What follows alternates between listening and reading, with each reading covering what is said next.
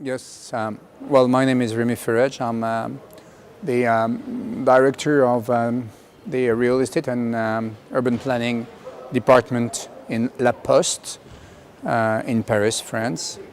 La Poste has a huge portfolio, something like 10 or 11,000 buildings and pieces of land, and that's it. So my job consists in dealing with municipalities and architects and developers and what so to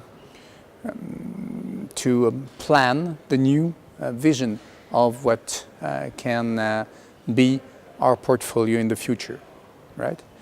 So you asked me the question of partnership. I mean, this is not a brand new question actually. Partnership is as old as the planning process is. An operation, a project with one actor doesn't exist, and it has never existed.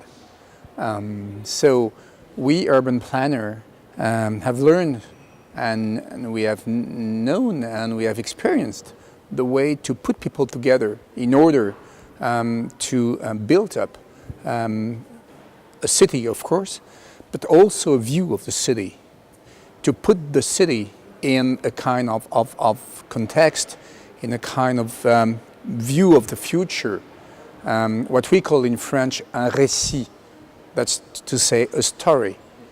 To be an urban planner has to deal with the storytelling, right? So of course today we have to deal with many actors, and in that way, yes, of course, partnership has moved towards a much more participative action. But on the other hand, there is a risk with that kind of movement, is that the political sphere, that's to say the elected people, mayors and stuff like that, give the partners the keys of the future of the city. So okay for the partnership, but no for the fact that the elected people give up in terms of responsibility towards the construction and the future of the city. Not at the first point. The second point is that, however, partnerships are not partnerships. The reality of our cities today has to deal with a kind of tragedy. People inside the city are just desperate. They have no future. Their children are not doing as much as they thought they would have done in a previous time. The economic growth is no longer on the screen, and